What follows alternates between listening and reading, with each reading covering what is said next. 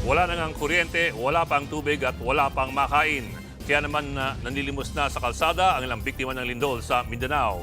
Sa gitna po niyan, umakyat na sa 47 ang mga nasawi. Nasa frontline ng balitang yan si Gary De Leon. Ilang araw matapos ang magnitude 7.8 na lindol, ito ang tumambad sa amin sa Sarangani. Namamanibos ng tulong sa kalsada ang ilang biktima. Sir, humihingi kami ng tulong sa inyo. Wala kaming bigas ngayon. Para ang mga anak namin. Nagugutom na kami. Kahit kasi may dumarating ng tulong, marami pa rin ang hindi naaabutan. Ilan sa mga dahilan niyan ay ang pahirapang pagdating ng mga tulong dahil sa nasirang tulay na nag-uugnay sa Malapatan at Glan. Kabilang yan sa mga binisita ni na Senator Sherwin Gatchalian, Mig Subiri, JB Ejercito at Erwin Tulfo. Idinonate din nila ang pangakong isang buwang sweldo ng mga senador. Kalahating milyon ang inabot nila para sa Sarangani.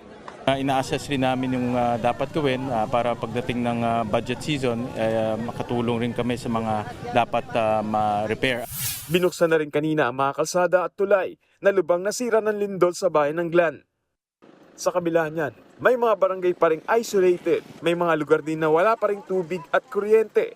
Kahit gaano kahirap yung isang town na na-isolate for how many days, talagang gumagawa ng paraan ng provincial government, regional line agencies, and national agencies.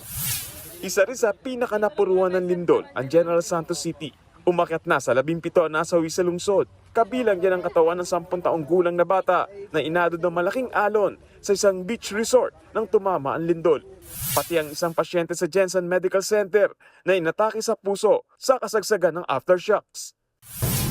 May na-recover din na bangkay ng babae kagabi sa Gumuong Grocery Store sa Barangay Kalumpang.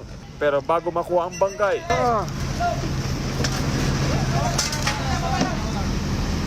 nagpulasan pa ang mga rescuer dahil sa nangyaring aftershocks. Gaya sa Sarangani, namigay rin ng tulong sa Jensen ng ilang senador sa Gatchalian Block. 1 milyon piso ang inila nila sa General Santos City. Si Senator Erwin naman may mungkay sa DPWH. Siguro kung kailangan natin magbago ng improve pa yung taasan natin yung standard, to kagaya sa Japan, mapatawag natin ang DPWH.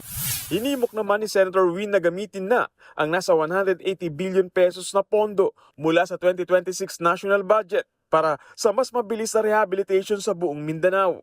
Kabilang daw sa mga pwedeng pagkuhanan ng NDRRMC Fund ang 32 billion pesos sa ilalim ng Local Government Support Fund at ang nasa 46 billion pesos mula naman sa DSWD. Nagbabalita mula sa Frontline, Gary De Leon, News 5.